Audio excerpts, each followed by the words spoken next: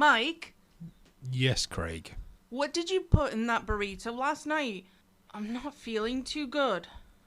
Well, I put in some usual things like peanut butter, Nutella, some chocolate spread, just the usual thing. Oh, for fuck's sake, Michael. This body's allergic to nuts. Well, you weren't allergic to my nuts last... Oh.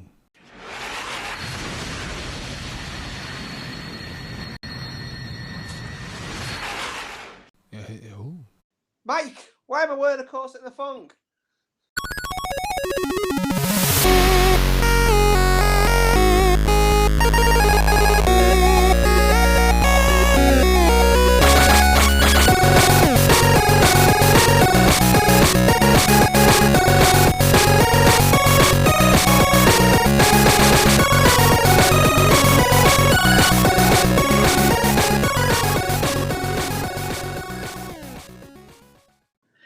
Hello there, and welcome to Geeky Dads episode 21, Star Wars month, a little bit late in June, part 3, and here we are. This week we are talking about the sequel trilogy.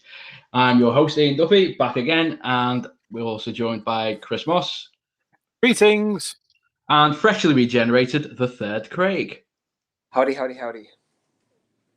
How are you feeling now? How was that week as a woman? Oh, it was terrific. The things I did.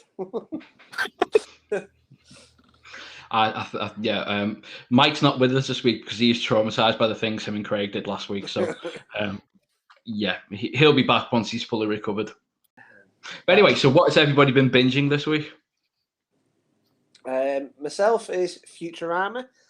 Now that it's all on Disney Plus.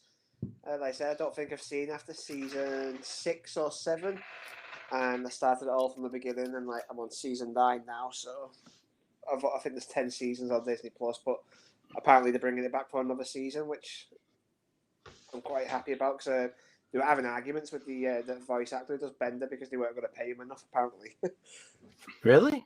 Yeah.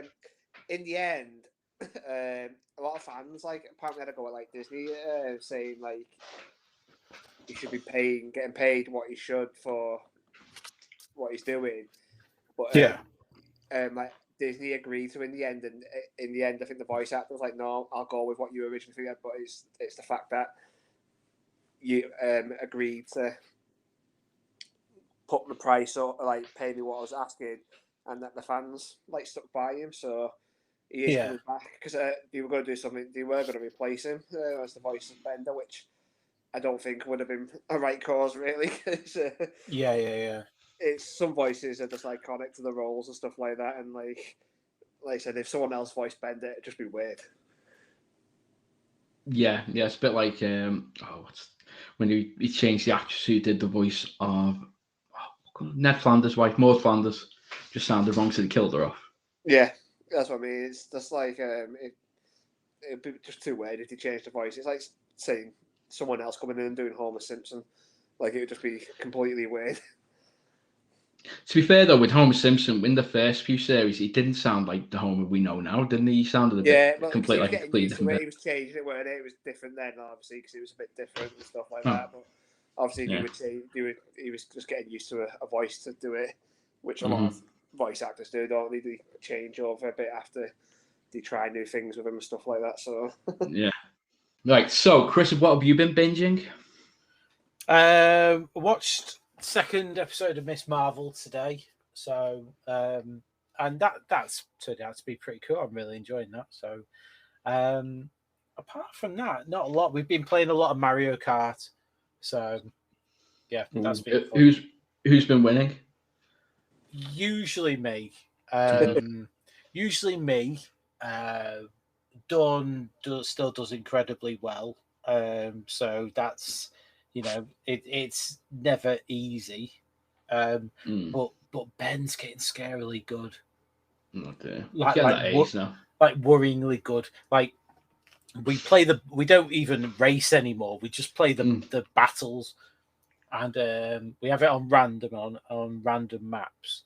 And when it's Bob on Blast, there's a particular level, and I worked out quite early on there's a circle of boxes, and all the boxes on that level have got bombs in. You see, and I worked out. I mean, it's not a massive stretch or anything, but there's a set of boxes in the middle that are in a circle, and you can drift round in a circle, picking up all those.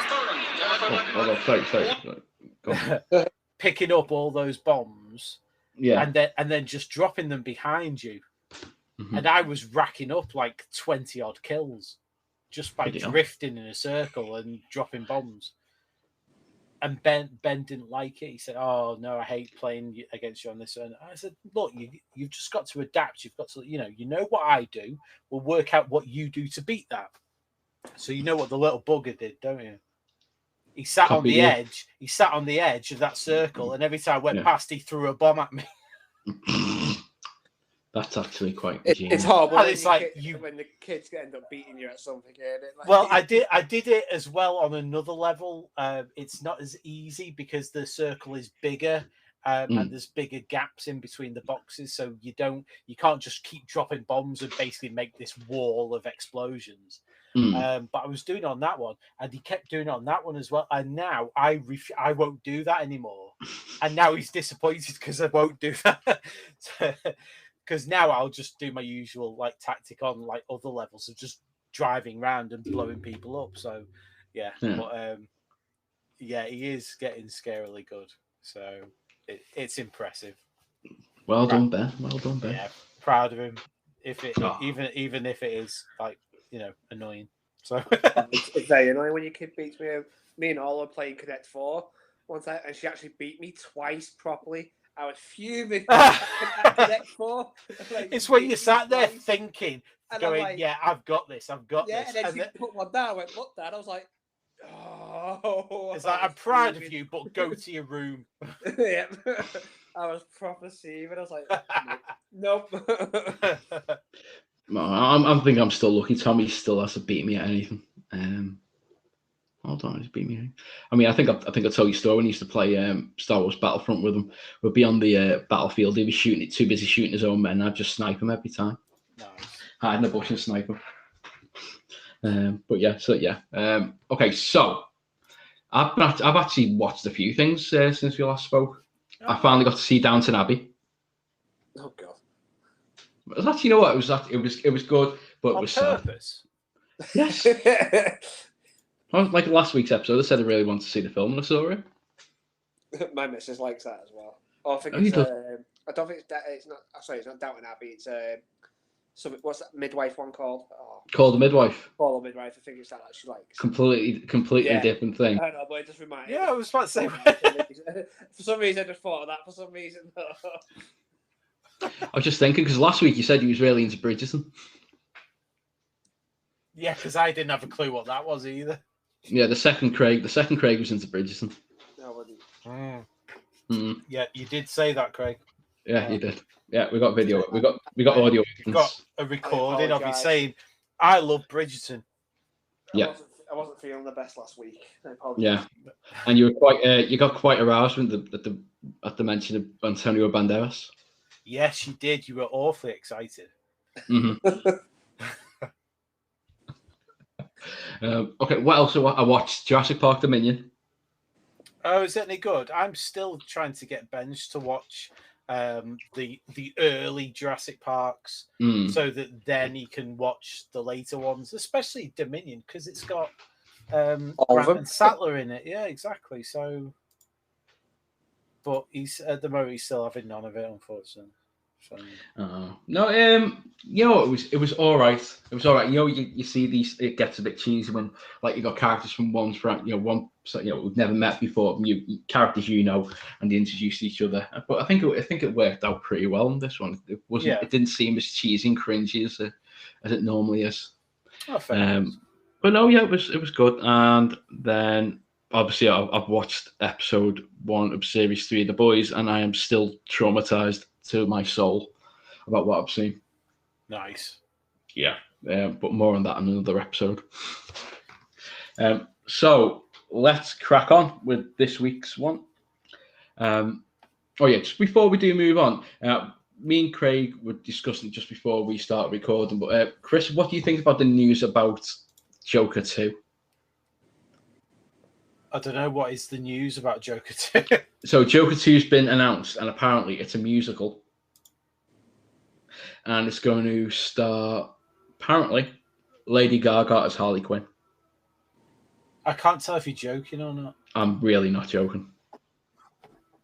Oh, Right, Joker 2. Joker 2 talks to join Joaquin Phoenix, Todd Phillips in musical sequel.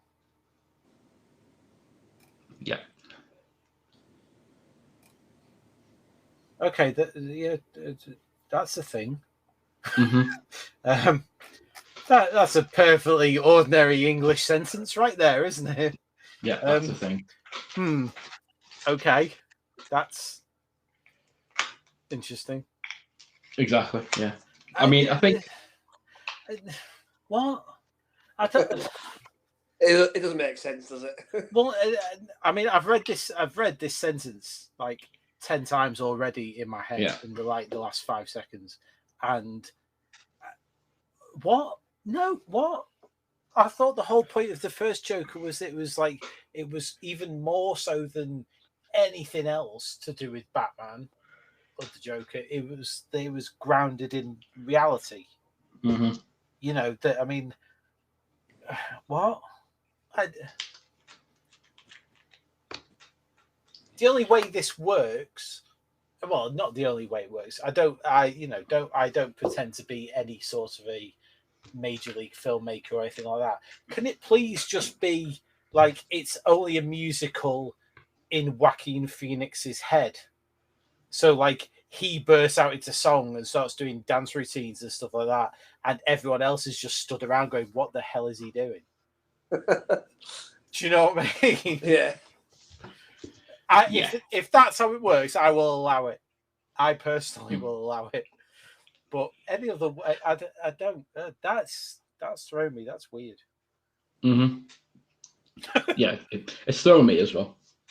Well, it's like what's it called we saw before, Matilda, the new Matilda coming out. That's a musical. I'll tell you what, it probably even if you do make it, it'll still be about 1,000,000 times better than Cats. True. With oddly sexual Taylor Swift as a cat. I had a bowel movement today that was better than Cats. It's not difficult. I mean, the bowel movement wasn't difficult either, but it's not difficult to be better than Cats, to be fair. We did put it on again. I can't remember if Dawn suggested it or if Ben suggested it. We did put it on. We quickly turned it off. That is some weird ass shit. Yeah. I think we watched at the beginning of the lockdown, and it was There's no words to describe it. It was just horrifying. Oh, there is. That's scene in in the book. So in 2012, George Lucas sold Star Wars to Disney for $4 billion. Apparently, none of his kids are getting it. He's just putting it into the arts. He didn't sell Star Wars. He sold Lucasfilm, didn't he? Yeah. So you're right there. Yeah. So he sold Lucasfilm to Disney Corporation for $4 billion.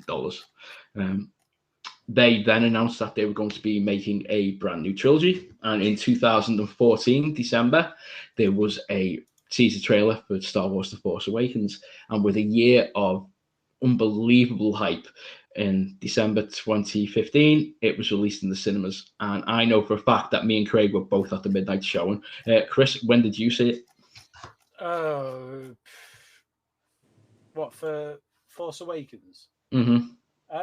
I didn't see a midnight one or anything like that. We've started going, well, not started, it's going back years and so on, but like when it comes to like Christmas time, like, you know, various, like me and various relatives and stuff, I tend to go and see something at the cinema. And obviously with, you know, these all come out around Christmas time, don't they, sort of thing. So it did, didn't it? Yeah, it did. Yeah. So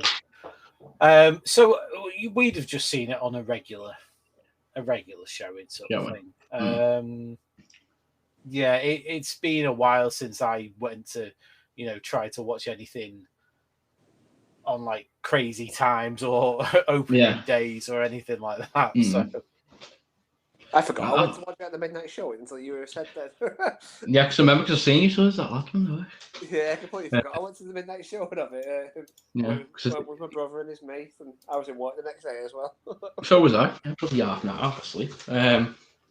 But yeah, I mean, the hype for that was unbelievable. I mean, it was brilliant. I think this trilogy, I've got a commemorative item from each film, except for everyone. So I've got a popcorn bucket for Force Awakens. I've got a drinks cup for Last Jedi and Rise of Skywalker. Popcorn buckets for Solo and drinks cups for Rogue One. So, but I didn't get the Death Star one, which I was really upset about. Yeah, hint, if anybody wants to buy me one though. So, but yeah, so I mean, what was everybody's initial thoughts of that first film? I absolutely, I mean, I'm not gonna lie, I absolutely loved it. I thought it was brilliant. I did think it was a massive rehash of the first one, but so was the Phantom Menace. It had a similar story in itself, but it was still it was still a massive nostalgia. It was, but you kind of could tell it was it had its Disney twist on it. In what way? Some of the scenes where they obviously trying to make it funny. It was funny in it, but just of the bit where what's his name now? Poe. Not Finn. Where he sticks his thumb up to I can't remember. BB-8. BB-8, and then BB-8 sticks his lighter out with the flame showing at the same time and stuff like that. So honestly, I always thought he was flipping him the middle finger. Nice. Well, yeah, but no, he's doing the thumbs up with a lighter. Yeah, I figured out that the second time. But yeah, I can see what you mean there. But yeah, I mean, I thought it was absolutely, it was good. I mean, it didn't go like the prequels, though. I turned against the prequels or the Phantom Menace more, say within about 12 months. But it's been it's been 6 years now, and I'm still 6.5, and I'm still still feeling like quite positive towards it. I think it was a good film. I think it had a really strong villain in Kylo Ren. I still think from that trilogy, actually, I think. I'll go more into that as we get into the later films in the trilogy. But I thought he was quite a strong villain. I thought the fact that he killed off Han Solo was. I think that's what I think. Harrison Ford once been killed off for a long time. He didn't want it for you. Yeah, He broke his leg in that movie as well, didn't he? He had a plane crash. Oh, he had the Millennium Falcon's door fell on his leg, didn't it? Yeah. Oops. Whoopsie. Kill me off now. Yeah, that's just payback for all the times he was piloting it through tight spaces and kept getting bits knocked off it. Yeah. So it was like, have this. Yeah, the Falcon. The Falcon. Was it trying to do the Kestrel running 14 parsecs? Is it or something like that? 12. 12, yeah. 14. God, what 14, starship are you? What starship are you flying? He's on the Outrider. Isn't it actually 14, but he puts it down to 12? No, he just rounds it off. Does he round it off? I can't remember. But I think we'll have to discuss that in more like the spin-offs. I think more than anything, we're not really covering those. Of course, the amusing thing is that parsecs isn't actually a unit of time; it's actually a unit of distance. I thought it was the opposite way around. No, it's a unit of distance because it wouldn't make sense if it was a unit of time. Well, that's what he's saying. I think I did have it like somebody tried to explain it in that the Kessel Run. He's basically he knows the shortcuts through. It's basically like how Marvel do the warps, like in warps in space, like the gates. It's kind of like something like that where like he's saying 20, but he's done he's saying that like people usually go the long way round, but he's got shortcuts or knows his way through it so well that he can cut the distance down, quoted as though it's a unit of time, whereas that's not actually the case. So there you go. Well, technically, it wasn't even him. It was the robot played by Phoebe Waller-Bridge. Yes. Because she calculated the route, so it's all really, really Phoebe Waller-Bridge. She made the castle run in less than 12 parsecs. Just saying. But yeah, so I mean, I like the switch, because I did think initially going into the film that it was, especially the way the marketing did it, that you thought it was going to be Finn who was the Force user in it. Yeah. Gonna be the Force user, because you see him obviously pick the lightsaber up in the trail and he turns it on, doesn't he? And then it's just like, oh, it's a Jedi, but obviously nope. Yeah. No, I think that the way the trailers are doing, especially the earlier part of the film, it was more that they were trying to set Rey up as like the Han Solo type, the pilot and stuff like that. Yeah. And Poe Dameron as well. I think he was absolutely brilliant in that film. Oscar Isaac. Oh yeah, I love Paul Daniel. I think he's brilliant. Like Oscar Isaac's brilliant. He is. Like his scenes where he's shooting down all the fucking star fighters in the what's that planet that they're on, where they get caught and then become what's it called now? I know what you mean. Not Jakku. The one where Rey finds the lightsaber, that planet anyway. Is it Takodana? That's it, Takodana. Yeah. The thing is, I mean, I like Poe because he's like another Wedge. He is a very funny one. Yeah, he's kind of like a sort of a callback to Wedge sort of thing, you know, with them both being pilots and so on. So, and you know, I've already mentioned how much I rate Wedge. I think Wedge Antilles is great. So, but yeah, I liked it. I like this film. Yeah, I do like it, but what I don't like about it is just like at the ending, like I know obviously they're setting up for her to be the next Jedi bit in it and stuff like that, but there's no way she should have won at the end of that video. There's no way like she should have beat Kylo Ren in a lightsaber battle or with the Force. Like I like I say, I don't like how she's just come in and she's like, yes, powerful. I'll use the Force and take the lightsaber away from you, and then I'll beat you in lightsaber duel as well. I just didn't like that. But other than that, I like the rest of the movie. Oh yeah. I was going to say, I think the way they explained it was when she did that, like when Kylo Ren was reading her mind, then she read his. I think like some of his knowledge passed on to her. I think that's the way they tried to explain it. It's a shortcut then. It's just a little plot hole that was. But like I say, it weren't because like if you look at A New Hope, like you don't see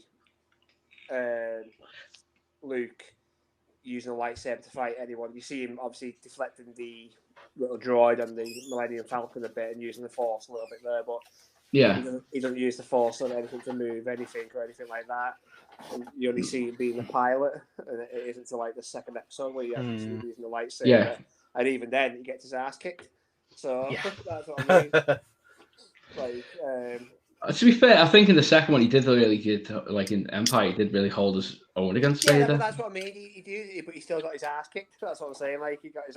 Whereas I think like Rey should have got her ass kicked as well a bit. But I think the theory about her like getting some of his knowledge on the Force through that mind. I was going to say mind meld. That's Star Trek. Through that, with the mutual mind reading. From that mutual mind reading actually helped her out. That's that filling that little plot hole. So So then I think with the previous film, we had to wait 3 years. 3 years between films. But this time with the saga films, they only waited 2, which was unusual. But we had a Star Wars film every year, didn't we? Because the following year we had Rogue One, but we're running another one. And then we went on to, in 2017, The Last Jedi. Right. Now, to anybody who doesn't know me or Craig, so I'm assuming there's a lot of our listeners, me and Craig have been having this argument since the film came out. Now, Craig is a big hater of this film, and I absolutely love it. Chris, what are your thoughts on it before me and Craig go at it?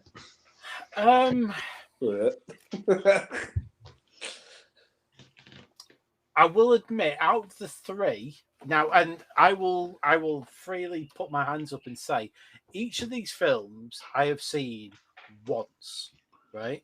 Okay. I've seen each one of them once in the cinema. I'm pretty sure I saw all three of them in the cinema. So,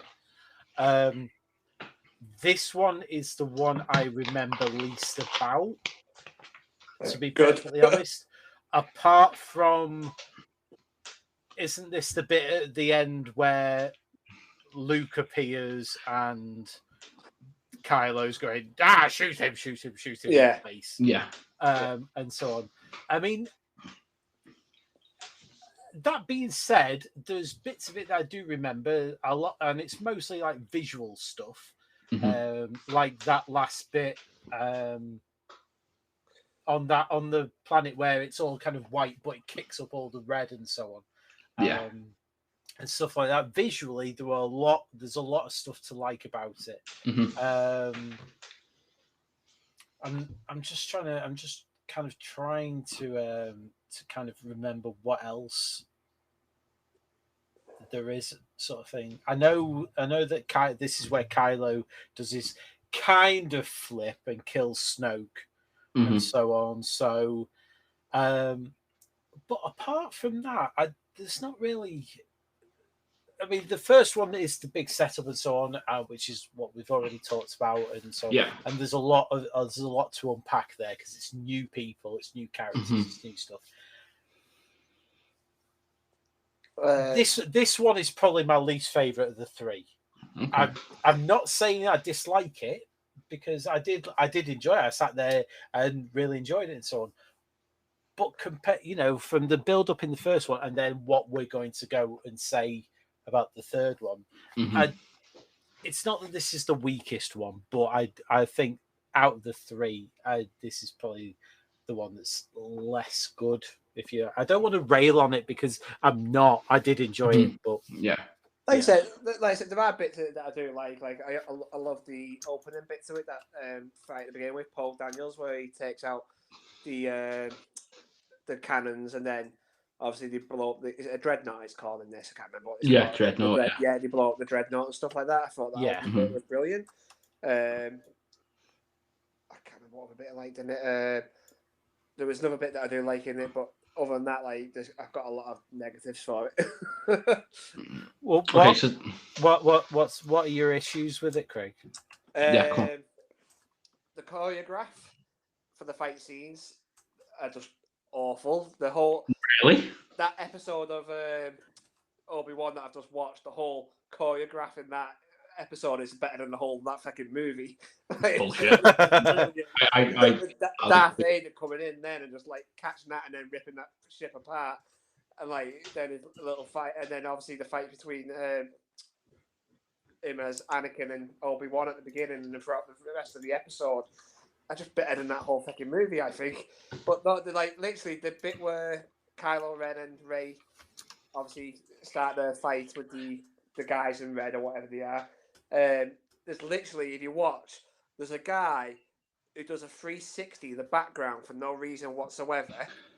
Like when it starts, he literally does a 360. It's been brought up in like videos. It's like, why is he doing a 360? There's no reason for him to actually do a 360 at all. There's a bit where Rey kicks 3 guys and they actually go flying back. And it's like, it wasn't even like a powerful kick or anything. She literally like kicks out of her leg and she just goes flying back. Maybe it's a force kick.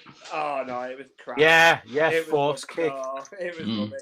You could actually see him, like one of them, like literally jump, like back, like kind of when he gets pulled back. I just thought the choreography in it was rubbish. The whole thing with Snoke was, I thought, should have done a lot better. He was so powerful. Like, I'm not being funny, but he tossed Ray around that room like a fucking rag doll. He, what's the general? The guy who portrays him in the third movie who goes on the side. Yeah, like he's not even in the same room as him at one bit, and he's dragging him across the floor and stuff like that. Yeah, I can get. He's that. He meant to be that power, and then a little flick of the wrist, and he gets killed by the lightsaber. It's like, really that? I know what you mean. I mean, I get that. I mean, I would argue, just to play devil's advocate sort of thing. I would argue that he was so stupidly confident in A, his abilities, and B, his hold over Kylo. Yeah, there was that as well. There was no way in hell he was expecting that sort of thing. So I can get behind the whole. I can get behind basically, that bit as well. He's been sucker punched there. He's been sucker punched something rotten. So strong and everything. Yeah. Well, that's what I mean. That's what it takes. I mean, you watch anime, mate. Anything where it's a big guy who's so stupidly overconfident. And I know in this case he's not. He's all wizened and so on. But power, in terms of sheer power, he's huge. And all it takes is either a double cross or a chink in the armor or something like that to. And this is the thing, like I said, he was so stupidly, well, not stupidly, but he was so confident in his hold over Kylo and his own abilities. He thought he'd won right there and then. There was, I get what you mean, because it still leaves a bit of a bitter taste in your mouth, that basically Kylo goes, frick, and, basically, and then, chucks a lightsaber into his side, into the side of him, sort of thing. So it turns on, and then he pulls it into his hand. But there's I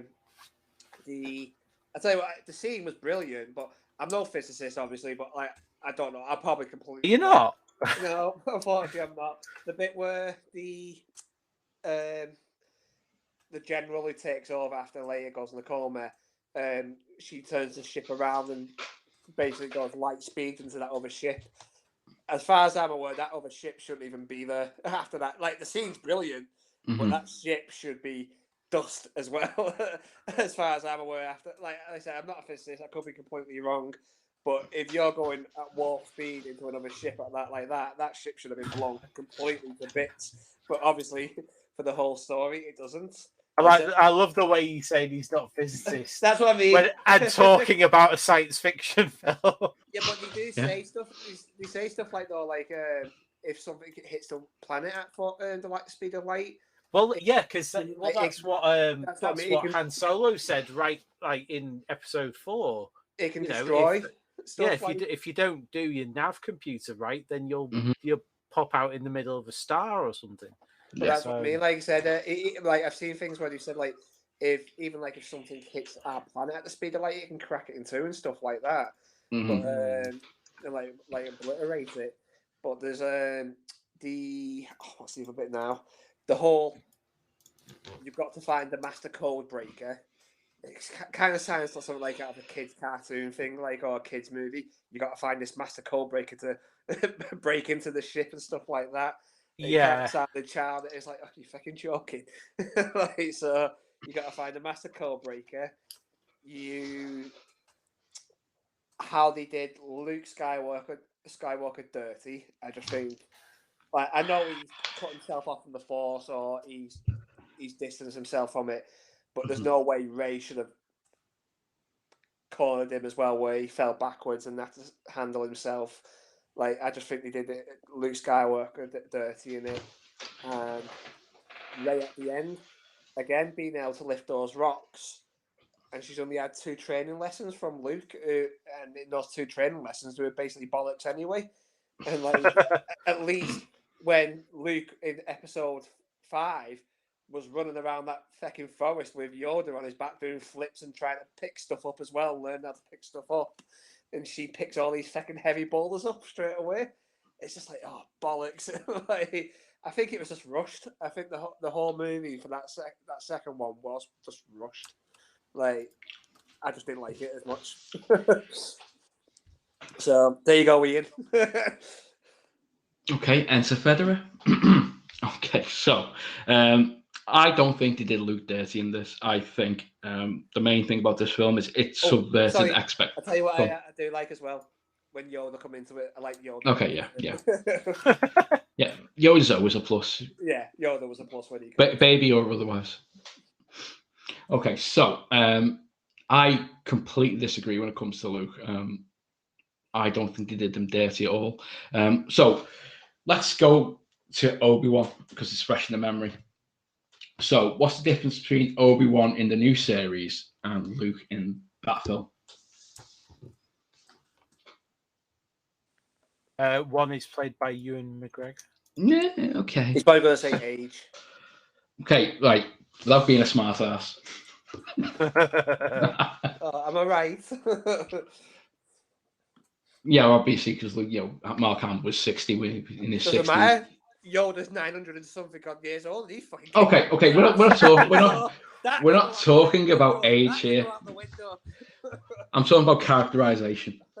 Oh, characterization. Still 900 odd years old. Okay, so characterization. Yeah. So Obi-Wan is. Obi-Wan's still very much involved. I mean, I haven't even seen it, and even I know that. Whereas like we've already said, Luke's cut himself off from everything. Like so is, and then new Obi-Wan. Sorry, Chris, I have to stick your fingers in your ears and go la la la la la la.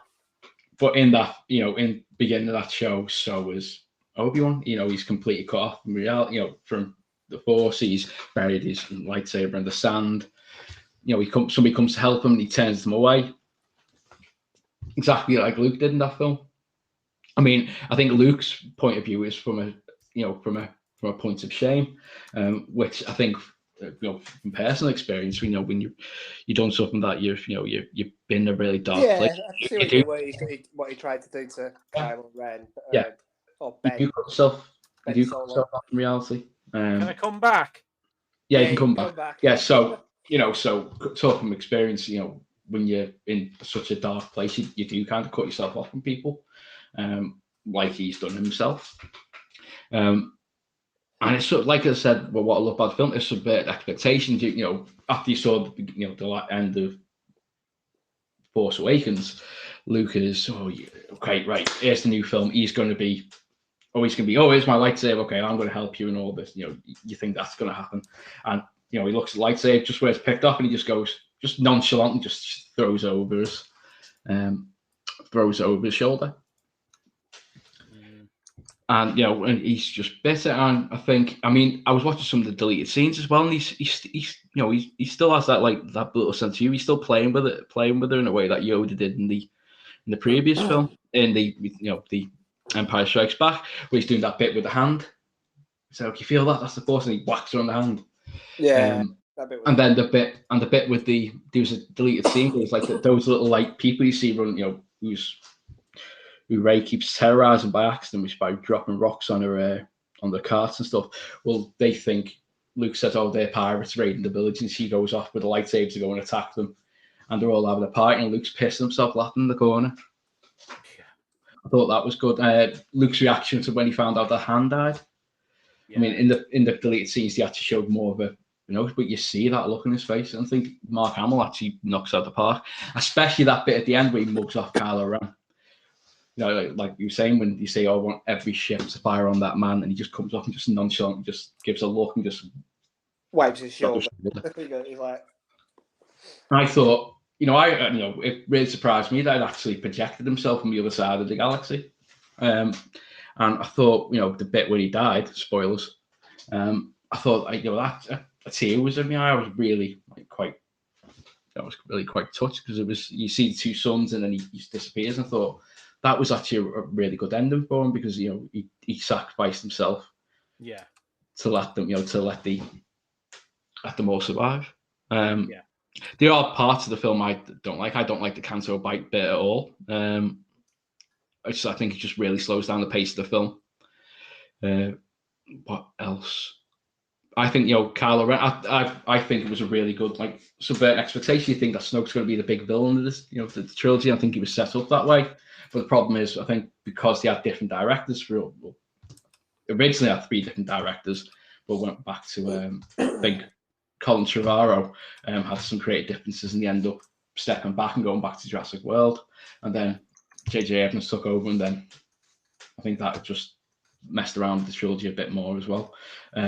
So it's 3 different voices, whereas there was 3 different voices for 3 different directors for the first 3 films. We had 1 director for the first, that's prequels, but there was 3 different directors, so these all in a way sound different story, which made the storylines mess up a little bit, if you know what I mean. So there was a bit, what's the word, disconjointed. But yeah, going back to the Snoke twist, I thought that was a brilliant twist. To say, okay, so Kylo Ren is still the, he's going, he's not going to be like the Darth Vader. I suppose he is the Darth Vader of the trilogy, but he's going to go to the bit where he's okay. I'm the Emperor now. Something what he wanted to do with Luke at the end of Return of the Jedi, which I thought was actually a really good note. I thought that film room scene was absolutely brilliant. I thought it was amazing.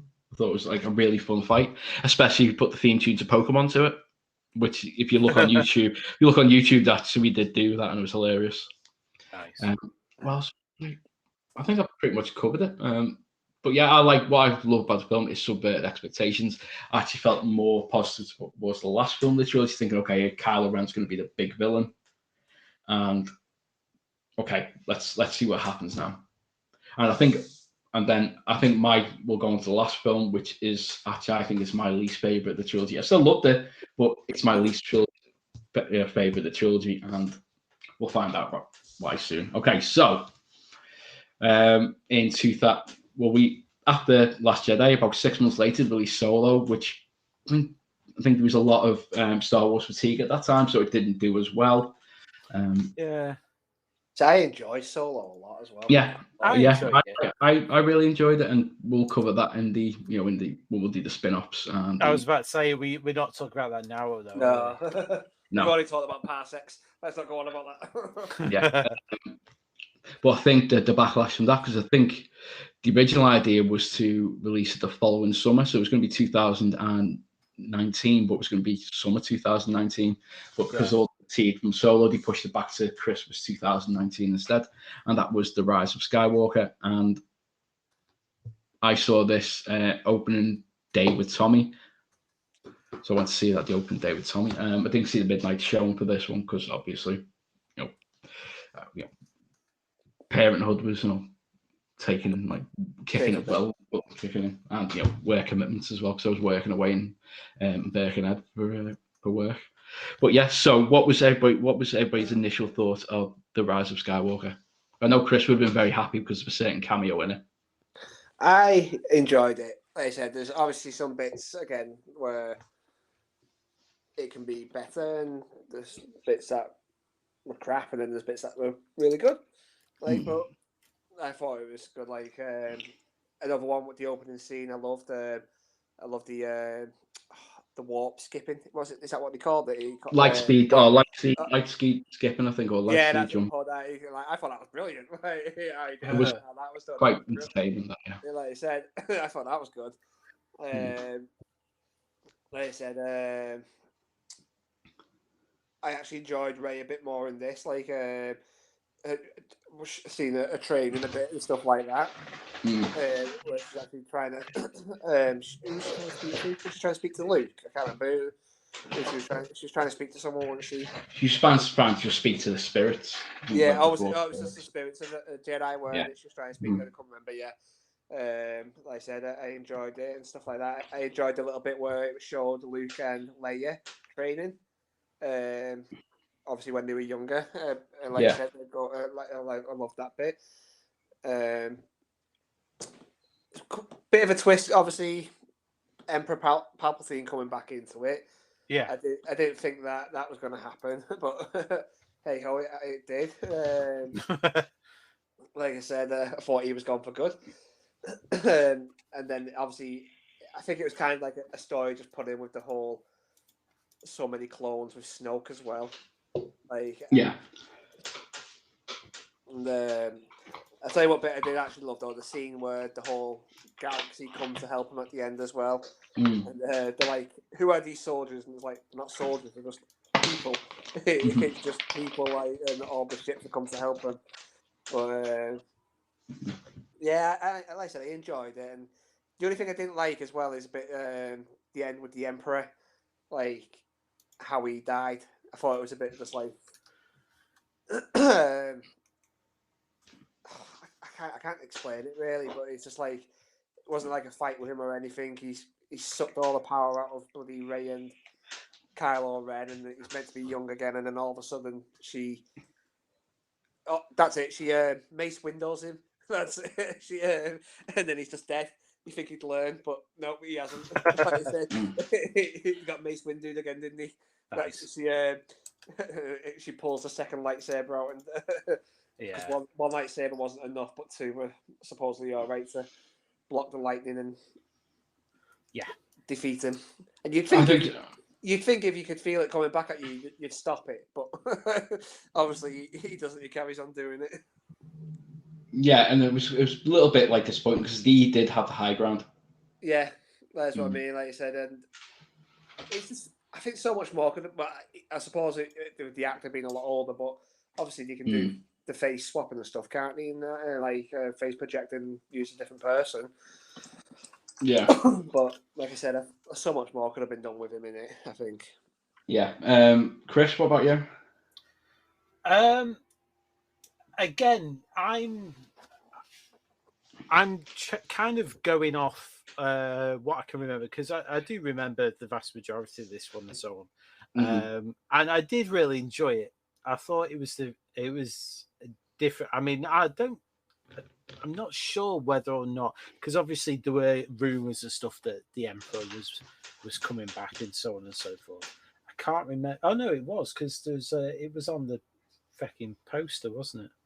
It was in the trailer as well. You could hear. Yeah, he was, wasn't he? But I mean, some of the visuals in it are ridiculous, like that, like the temple and so on, and then the big fleet and so on of all the Star Destroyers. I think at this point, they might not even just be Star Destroyers at this point. You know, I'm not. Well, each ship had a planet destroyer on it, didn't it? Planet Killer or Star Killer. I think they're called Planet Killers because they had a Death Star gun on them, basically. Yeah, you're like Death Star lasers on there, didn't you?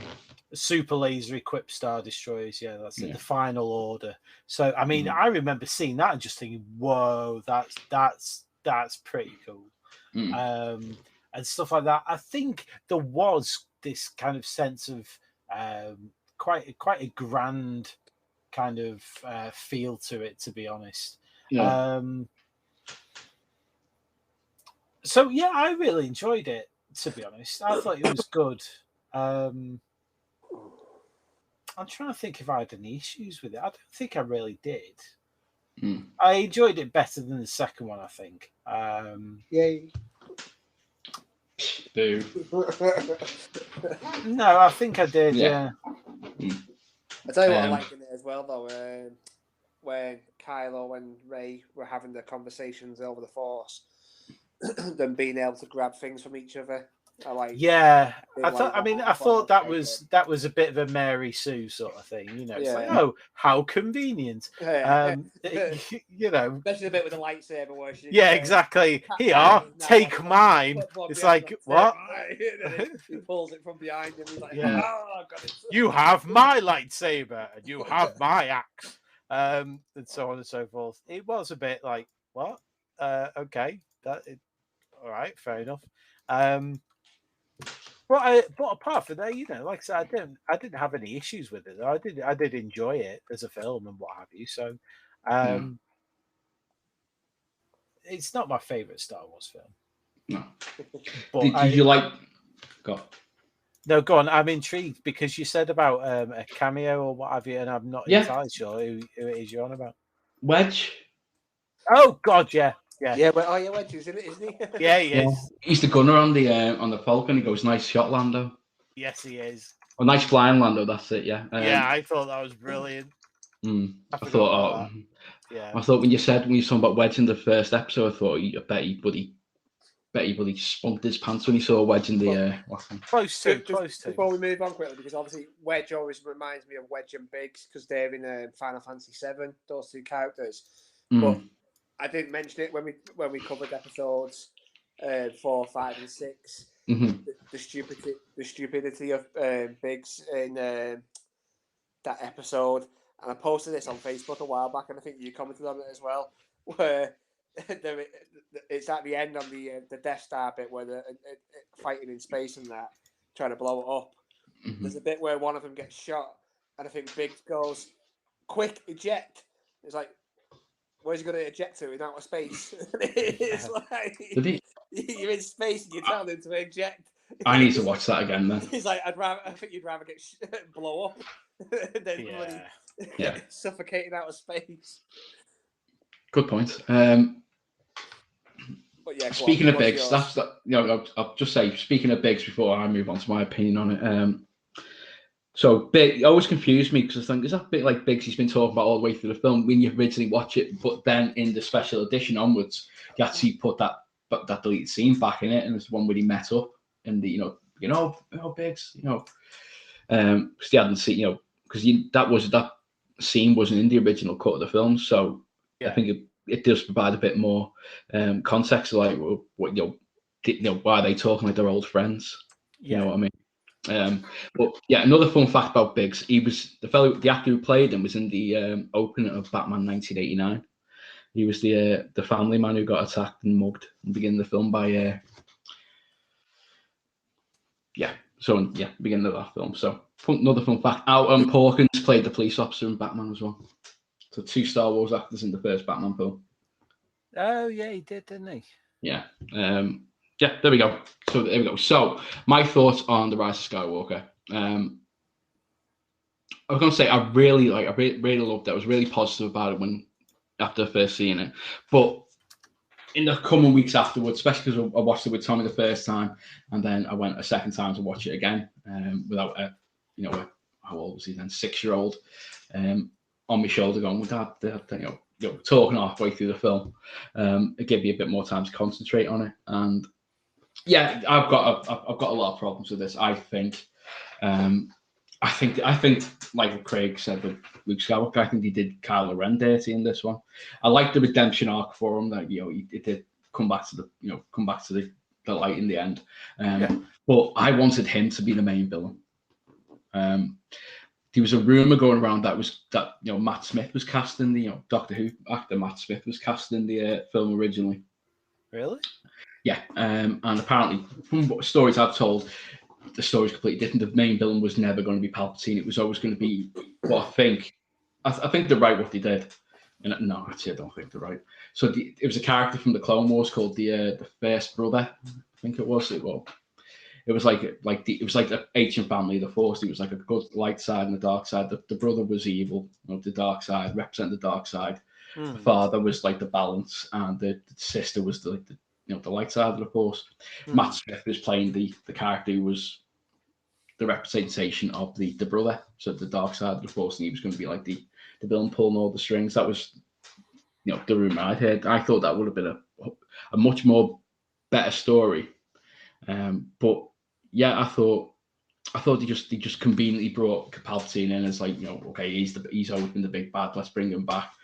With really no context, he hadn't alluded to many part of it. Oh yeah, here he is. Oh yeah, it was a Palpatine all along. If you want to make a version of Agatha all along, but it was Palpatine all along.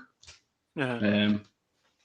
I just didn't like it. The bit at the end where he said, "I'm all the Sith," and she goes, "I'm all the Jedi." I'm sorry, but I was just thinking Iron Man. I am Iron Man.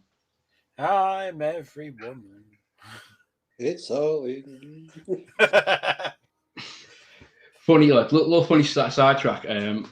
So there's a woman who delivers for used to be Hermes in our street, and she always delivers every day, especially to our house at the moment.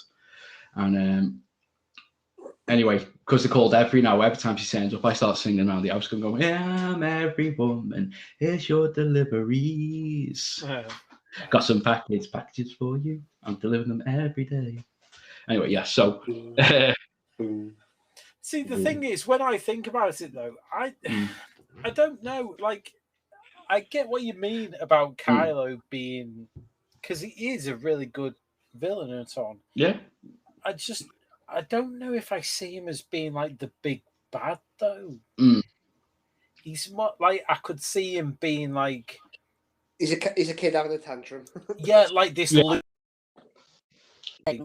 Like at the end of The Last Jedi, where he's there going, choose him, you know, where he's like, you know, it's all quite personal for him because he's, you know, he's got his daddy issues or what have you, and he's just this, you know, he's made decisions, and whether he considers them to be right or whether he considers them to be wrong, but he's too far gone. However he wants to look at it, sort of thing. He's going down this path, but he never kind of, and tactically, he's brilliant. Yeah, but strategically, he doesn't kind of gel, if you see what I mean, as him being the guy who's behind it all. To me personally, just like, and that's only seeing each one once and so on, but he's the one that whoever's behind it all goes like, you know, and he, don't get me wrong, I'm not saying he's this mindless what have you, because he's obviously very clever, very intelligent and so on. And I imagine that, you know, I can see him perfectly well having his own plans, his own motivations, all that sort of thing. But coordinating everything, that just kind of seems to be a little bit too disconnected to me. But I don't honestly have a better suggestion as to who the big bad would be. Yeah. You know, if once they get rid of Snoke, because I think possibly what they could have done is revealed Snoke to be something completely different. And okay, you have this wizened figure or what have you, sat on his chair and so on, because he was huge. He was, yeah. He wasn't a man size. He was huge. So what was he? He's clearly not. He's clearly not human. No, I mean, Tommy has the figure of him, and he does. He's, I'd say, like in scale, he's probably around about 7 foot, so he's like Wookiee size, I think. Yeah, I mean, you get the impression that he's bigger than that. I mean, I won't argue about the scale of the figures and what, but you get the impression he's even bigger than that. Especially the way he's portrayed, and especially in the first film with the the way the holograms is, he's massive. Yeah, exactly. So what is it? I know that Jedis and Sith and so on, that it's not just a human thing, nowhere near or anything. But what is he? I see potential in some sort of a transformation around Snoke. I think it'd be a bit cheap if they killed him and then brought Snoke back. I don't know. That's basically what they did with the Emperor, just a couple of films removed. But something along those lines, where instead of killing him off, something else, he's incapacitated in whatever way, and then he comes back. But then, some kind of a true form is revealed or something. And it might not even be that far away from how Palpatine ended up being. I don't know, but something like that could possibly have made it a little bit less, I don't want to say cheesy, but, look, it's me, the Emperor again, sort of thing. Hello. Yeah, hello. I think, I kind of... See, now that I'm talking and thinking about it a bit more, I do kind of think, maybe Snoke had it a bit, he got done a bit dirty there. Yeah. I think there is a lot more potential actually there. I think another part, I think it's a problem with the whole trilogy as a whole. I think, like I said earlier, I think it's having disjointed. It didn't have the story was quite disjointed. It was different. Like, do change the story on the fly. I mean, they changed the story on the fly with the original trilogy, but I think I think they worked out. They tried to cut, how to put this? Luke had Darth Vader was Luke's father, and then he didn't kill his, but wasn't killed by Darth Vader, and then actually Darth Vader's his father, and then the whole bit with his sister. So those little plot twists, I think they worked out. But I think with this trilogy, it didn't work. They just kept changing the story on the fly to suit whatever director was doing those films, and whether producers or the opposite heads. I think that was another problem with it. It's not George Lucas was running the show then, so he made the he helped write them with the Kasdans, and I think it was they had a story, they had a set narrative. Yeah. But this one, the narrative changed so much. Yeah. I mean, like Rey, I would have preferred Rey being just like a bit like Anakin, just a child of the Force, just somebody who just had no connection. But he made the Palpatine's granddaughter. I thought that was just like just that they just inserted that as a bit of to make Palpatine a bit more okay. Well, this how we can bring Palpatine to the story, and I just think it's just shoehorned in. I think. Well, you could have brought Palpatine back without any mention of anyone being anyone's daughter. Yeah. I don't. I think it is a bit of a shame when you have that disconnect between films, especially when they're supposed to be packaged as a trilogy and so on, because it does take away. Just out of interest, because I know about Star Wars, I'm not like super in depth about Star Wars, but I do right. Back in the day when it was just the first 3 films, so episodes 4 to 6, and we knew it was even starts off episode 4. There was no illusions that these were not all of it, sort of thing. Like, what was there original? Like, obviously not in film form, but was there like the whole story in its entirety? Ooh. I think. Did he do books or something? Did he? He had an expanded universe afterwards, and he did actually. There was a book that was released just before Return to Empire Strikes Back, called Splinter the Mind's Eye, which was he was going to make another film, but it was going to be like a. Well, this is it, because I know that there are books afterwards, because you have, like I said, I haven't read the books, but I'm aware of various things. I had a book about the Star Wars vehicles. It includes things that appear in the stories afterwards, like the Sun Crusher, which is a ship that basically blows up suns and stuff like that. So, but and correct me if I'm wrong, but I'm sure I heard something about it was called something about the wind or so. The Journal of the Wills. Is that what it is? Journal of the Wills. I'm going to Google that because I want to see if I'm talking bollocks or not. No, I mean, there was a graphic novel released a couple of years ago. And it was the original screenplay of Star Wars called The Star Wars, and complete the story. I read it years ago. It was really good.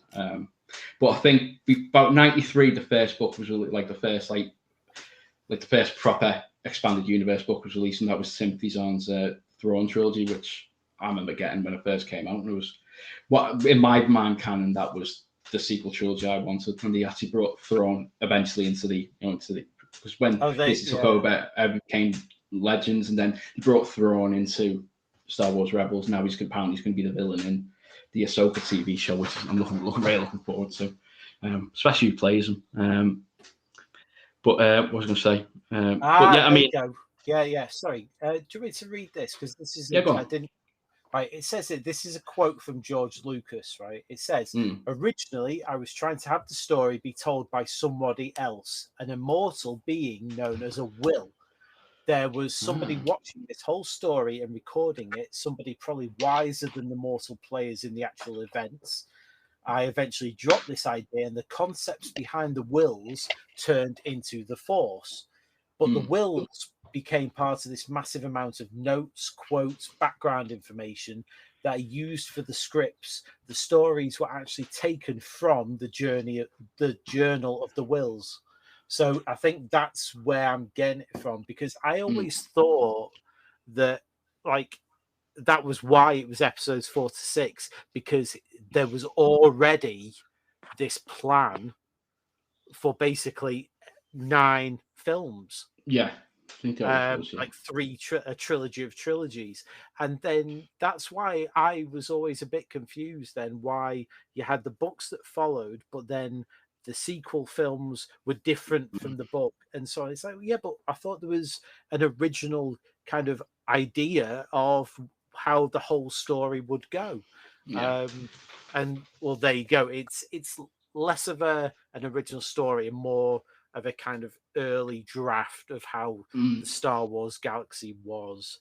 To be fair as well, though, like those first three, like 4, 5, and 6, you really don't have to know about the first 3 episodes, really. Like, like they do make sense. Like, I suppose that like the other 3 episodes is just to see how Darth Vader come about, really. And obviously the Clone Wars, let's learn about that.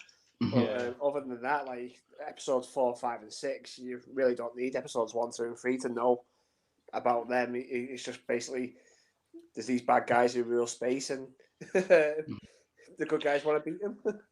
So that this is an interesting one I want to bring in. It's okay. So the trilogy. So Tommy's grown up watching, so he's seen them already. But I'm doing things. I'm going to do little things a bit differently with our Ezra, and he knows what stormtroopers are. He's got a little purple stormtrooper.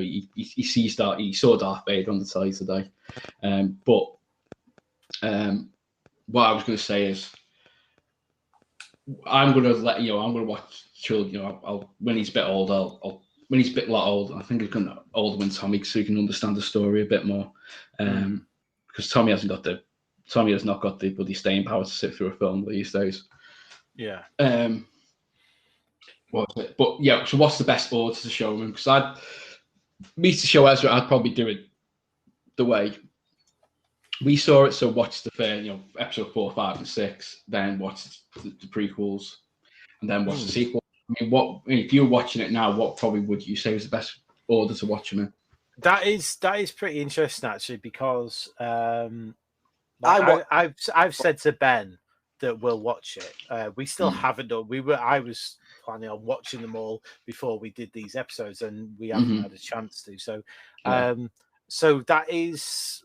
That is the case with myself, where I'm there going, well, and to be honest, I think I was just going to start episode 1 and go through to episode 9.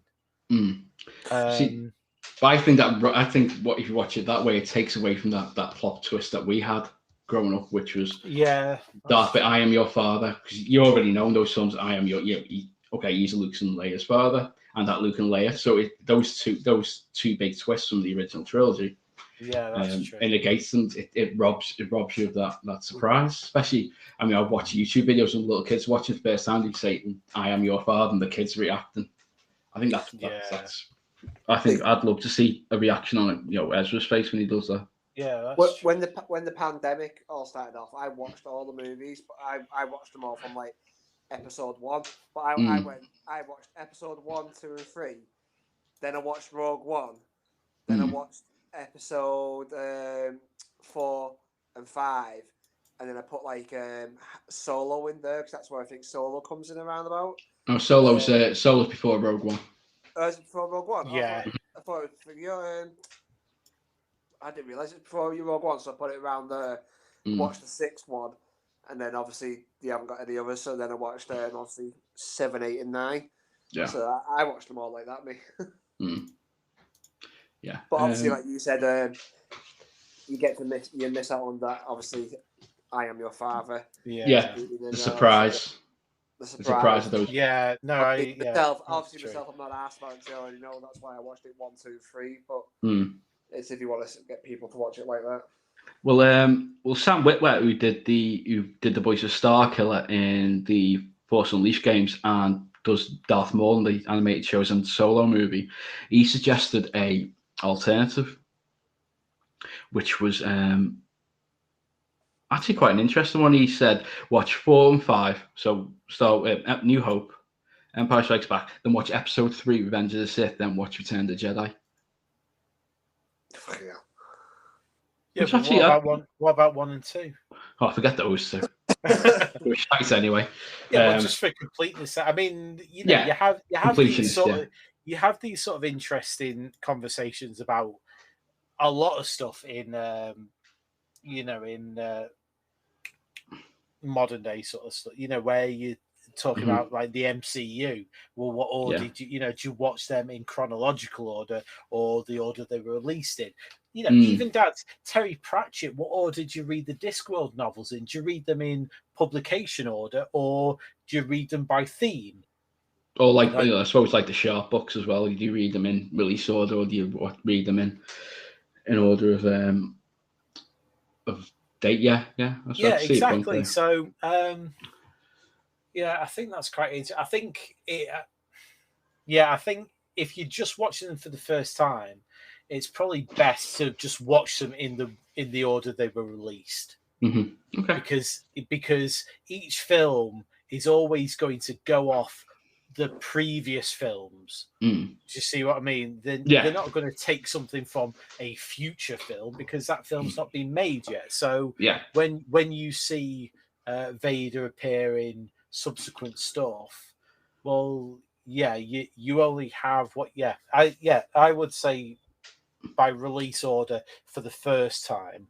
And then afterwards, if you watch it for the second, third, fourth time, whatever, then just episode orders probably fine. Slotting in Solo and Rogue One, and obviously then you've got all the series and stuff. So you can have at it. Knock yourself out, sort of thing. Well, we'll say, well, just going back to we talked about the original film, the first 4 films. I was saying this today. I get really confused. I was saying, it's been known as A New Hope for years now, but I'll always still remember it as being Star Wars. I've always referred to it as Star Wars. It was Star Wars, Empire Strikes Back, Return of the Jedi, but it's Star Wars, just like the whole title of the series now. It's just given the subtitle of A New Hope. Do you have any trouble doing that, or it's just always just been A New Hope to you?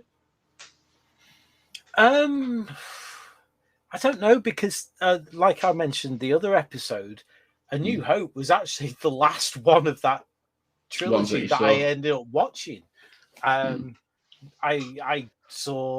pretty sure I saw the Return of the Jedi first, and then Empire Strikes Back, and then A New Hope.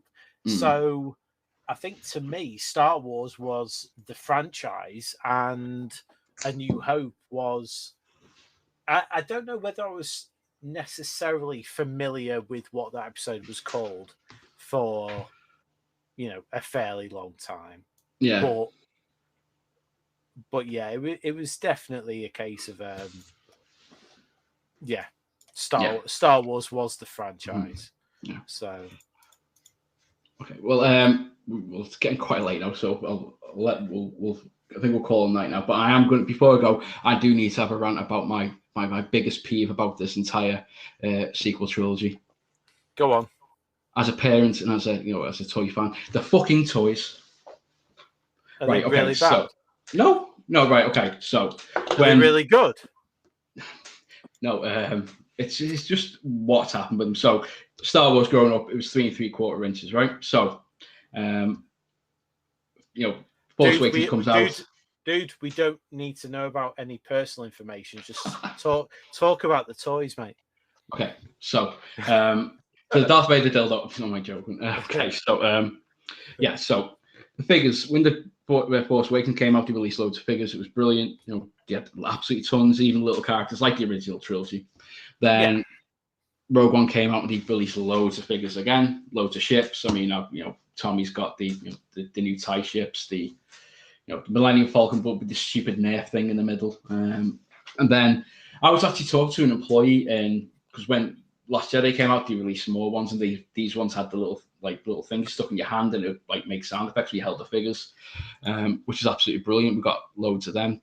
You can get them really cheap. And then Solo came out, loads more figures again. I was talking to an employee in the Entertainer, because looking for figures, the newer figures for my son, and they went, Tommy.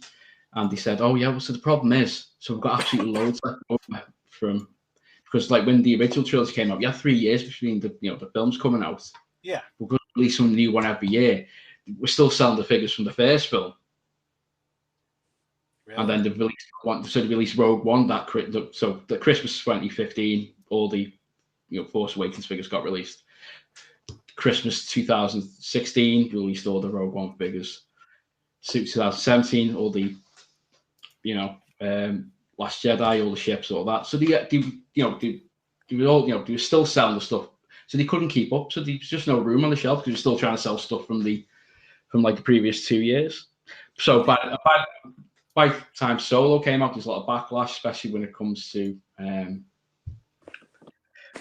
the to the marks and stuff like that. So by the time, especially for completionists like me, especially like Tommy, by the time they didn't have a proper 3 3/4 inch toy line, they released these like 5.5 like cartoony looking ones, which are absolutely shite. So unless you paid, and they only released a couple of them, unless you paid like £17 to get these, the vintage collection figures, they didn't have a proper figure. So you couldn't get like other characters from the films, and it really pissed me off.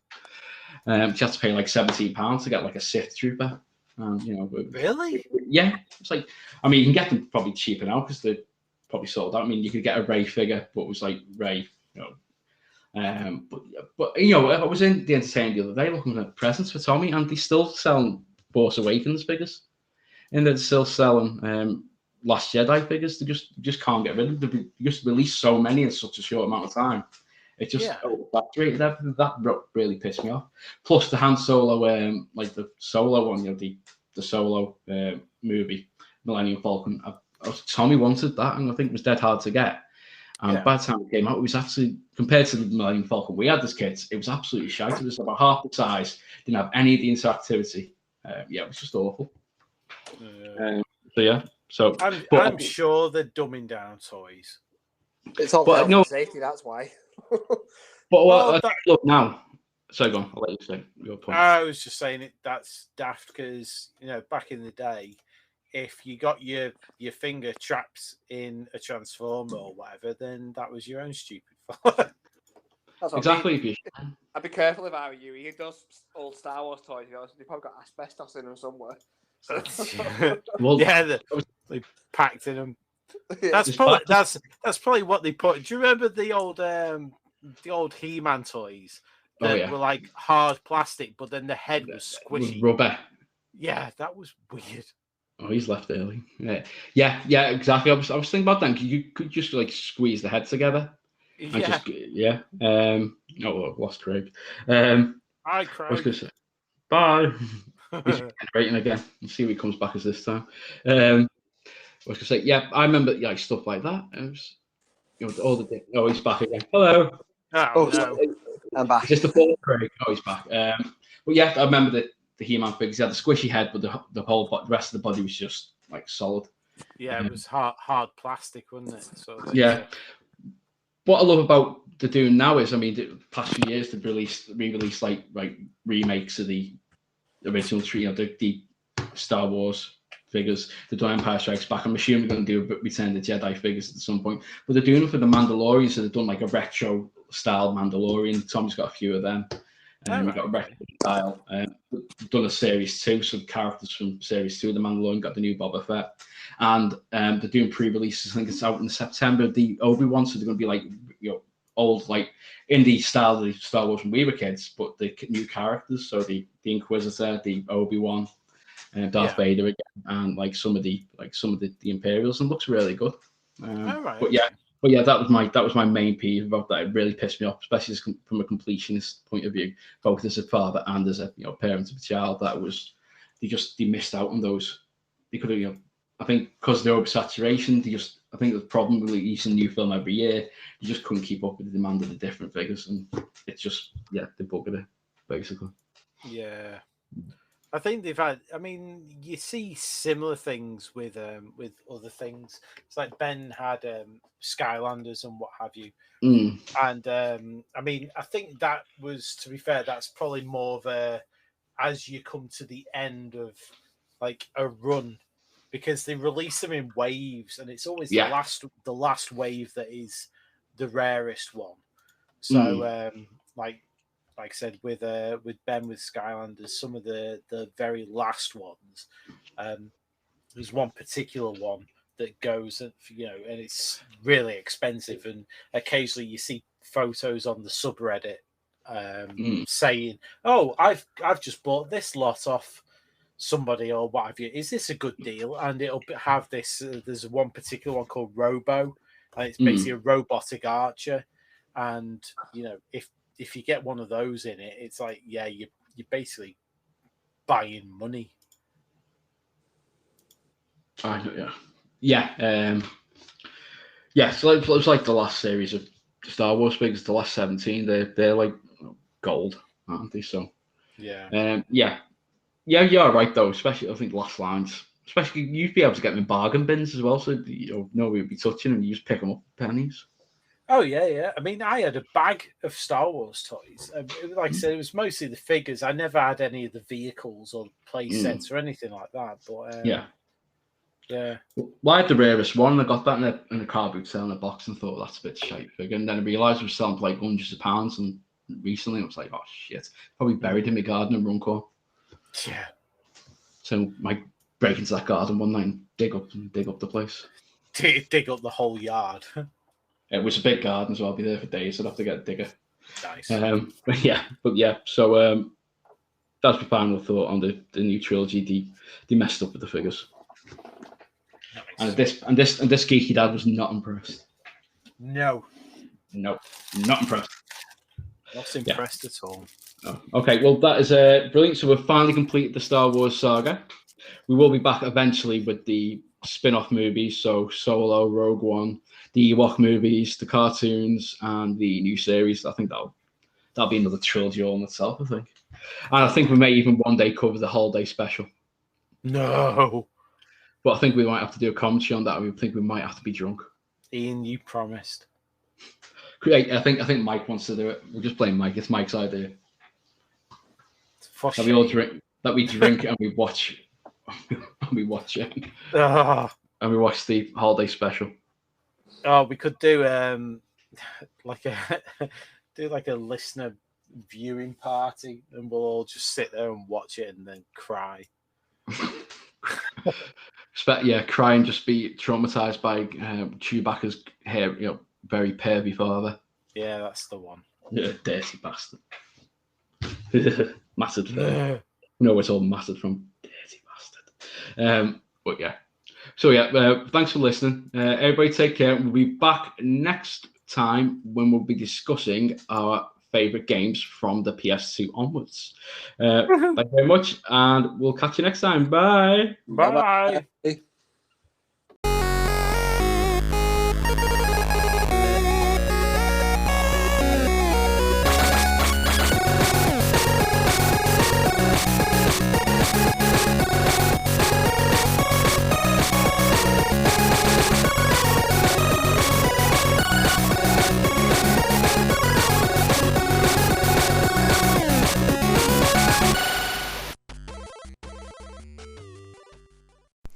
Okay, Alexa, play the Geeky Dads podcast. Purchasing creepy dog masks. No, Alexa, play the Geeky Dads podcast. Buying freaky dildo dog cat. No, Alexa, you utter boob.